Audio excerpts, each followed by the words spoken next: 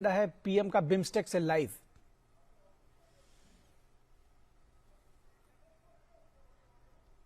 BIMSTEC सदस्य देशों के मेरे मित्र और साथी लीडर्स, बिम्स्टेक के सेक्रेटरी जनरल, नमस्कार। आज 5वीं बिम्स्टेक समिट में आप सबसे मिलकर मैं बहुत ही प्रसन्न हूं। बिम्स्टेक की स्थापना का यह 25वां वर्ष है, इसलिए आज की समिट को मैं विशेष रूप से महत्वपूर्ण मानता हूं। इस लैंडमार्क समिट के परिणाम बिम्स्टेक के इतिहास में एक स्वर्णिम अध्याय लिखेंगे। एक्सेलेंसीज, पिछले 2 सालों के चुनौतीपूर्ण माहौल में राष्ट्रपति राजपक्ष ने बिम्स्टेक को कुशल नेतृत्व दिया है। सबसे पहले मैं उनका अभिनंदन करता हूं। आज के चुनौतीपूर्ण वैश्विक परिप्रेक्ष्य में से हमारा क्षेत्र भी अछूता नहीं रहा है। हमारी अर्थव्यवस्थाएं, हमारे लोग अभी भी कोविड-19 पैंडेमिक के दुष्प्रभावों को झेल रहे हैं। पिछले कुछ सप्ताहों के यूरोप के डेवलपमेंट्स ने अंतर्राष्ट्रीय व्यवस्था के स्थायित्व पर प्रश्न चिन्ह खड़ा हो गया है। इस संदर्भ में बिम्स्टेक क्षेत्रीय सहयोग को और सक्रिय बनाना महत्वपूर्ण हो गया है। हमारी क्षेत्रीय सुरक्षा को अधिक प्राथमिकता देना भी अनिवार्य हो गया है। एक्सेलेंसीज, आज हमारे बिम्स्टेक चार्टर को एडॉप्ट किया जा रहा है। एक संस्थागत आर्किटेक्चर की ओर हमारे प्रयासों के लिए एक महत्वपूर्ण कदम है। इसके लिए मैं अध्यक्ष महोदय का आभार व्यक्त करता हूं। चार्टर में हमने हर 2 साल में समिट मीटिंग्स और सालाना विदेश मंत्रियों की बैठक का निर्णय लिया है। मैं इसका स्वागत करता हूं। अब हमें अपना ध्यान इस बात पर फोकस करना चाहिए कि इस आर्किटेक्चर को और मजबूत कैसे बनाया जाए। इस संदर्भ में सेक्रेटरी जनरल का सुझाव है कि एक एमिनेंट पर्सन्स ग्रुप का गठन किया जाए जो एक विजन डॉक्यूमेंट तैयार करेगा। मैं इस सुझाव से सहमत हूं। बिम्स्टेक हमारी अपेक्षाओं को पूरा करे, इसके लिए सचिवालय की क्षमता को बढ़ाना भी महत्वपूर्ण है। मेरा सुझाव है कि सेक्रेटरी जनरल पर इस लक्ष्य की प्राप्ति के लिए एक रोड मैप बनाएं। यह महत्वपूर्ण कार्य समय और अपेक्षा के अनुरूप पूरा हो। इसके लिए भारत सचिवालय के ऑपरेशनल बजट को बढ़ाने के लिए $1 मिलियन की वित्तीय सहायता देगा। एक्सेलेंसीज, हमारे आपसी व्यापार को बढ़ाने के लिए बिम्स्टेक एफटीए के प्रस्ताव पर शीघ्र प्रगति करना आवश्यक है। हमें अपने देश के उद्यमियों और स्टार्टअप्स के बीच आदान प्रदान भी बढ़ाना चाहिए। इसी के साथ हमें ट्रेड फैसिलिटेशन के क्षेत्र में इंटरनेशनल नॉर्म्स को अपनाने का भी प्रयत्न करना चाहिए। इससे इंट्रा बिम्स्टेक ट्रेड और इकोनॉमिक इंटीग्रेशन को बढ़ावा मिलेगा। इस संदर्भ में Indian council for research on international economic relations ADB के साथ मिलकर हमारे अधिकारियों की जागरूकता बढ़ाने के लिए एक कार्यक्रम शुरू करने वाला है। मैं आशा करता हूं कि सभी देश के संबंधित अधिकारी इसमें नियमित रूप से शामिल होंगे। एक्सेलेंसीज, हमारे बीच बेहतर इंटीग्रेशन, बेहतर व्यापार, बेहतर पीपल टू पीपल संबंधों का मुख्य आधार बेहतर कनेक्टिविटी है। इस पर हम जितना भी जोर दें, कम है। आज हमने बिम्स्टेक के master plan for transport connectivity को एडॉप्ट किया है। इसे तैयार करने के लिए मैं एडीबी का आभार व्यक्त करता हूं। हमें इस मास्टर प्लान के शीघ्र इंप्लीमेंटेशन पर जोर देना चाहिए।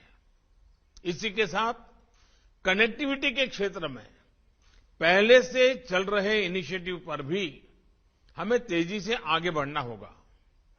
बे ऑफ बंगाल में एक कोस्टल शिपिंग इकोसिस्टम स्थापित करने के लिए एक कानूनी फ्रेमवर्क शीघ्र विकसित करना आवश्यक है। इलेक्ट्रिसिटी ग्रिड इंटरकनेक्टिविटी को भी चर्चाओं से आगे ले जाकर धरातल पर उतारने का समय आ गया है।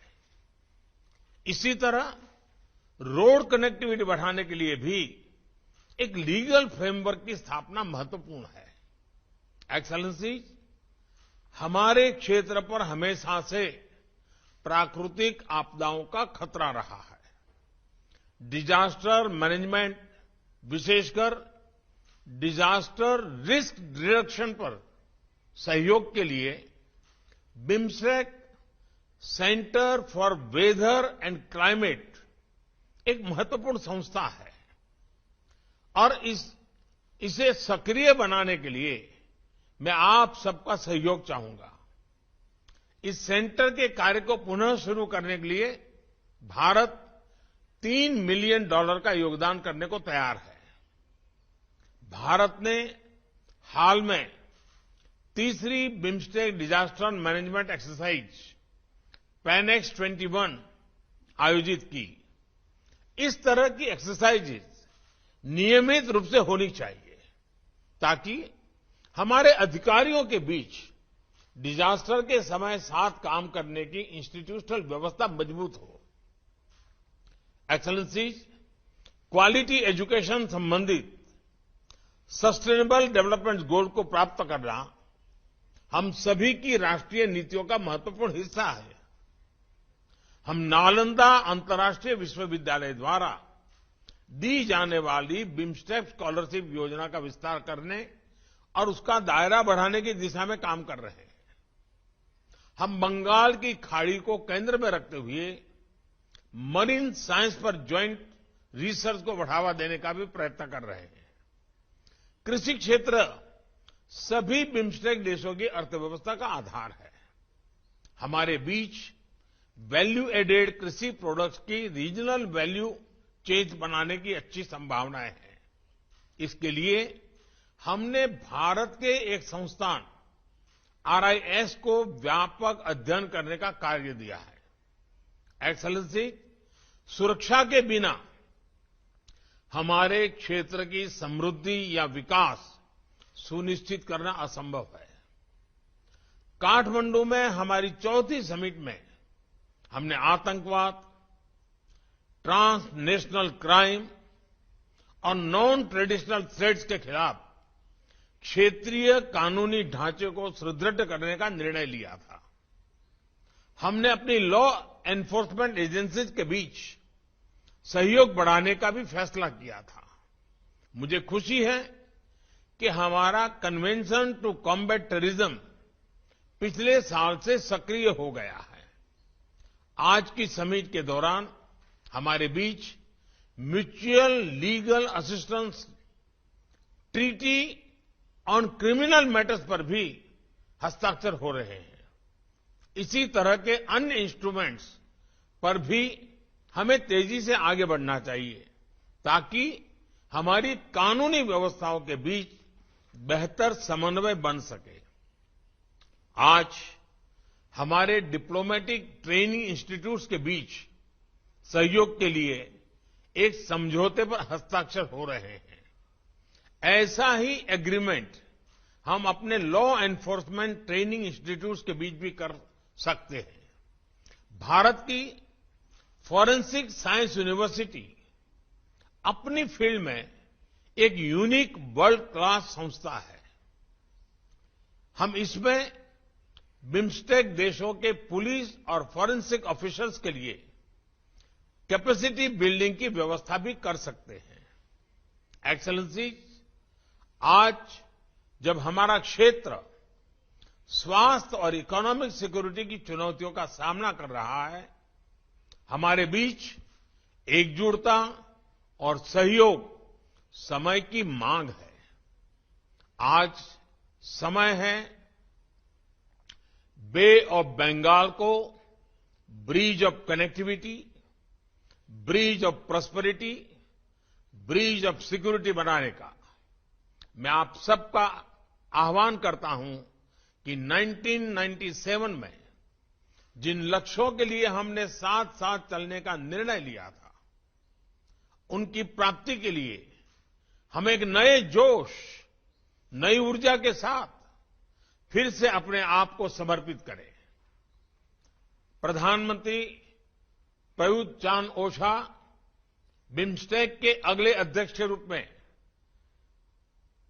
मैं थाईलैंड का स्वागत करता हूं और शुभकामनाएं देता हूं। आप सबका बहुत बहुत धन्यवाद।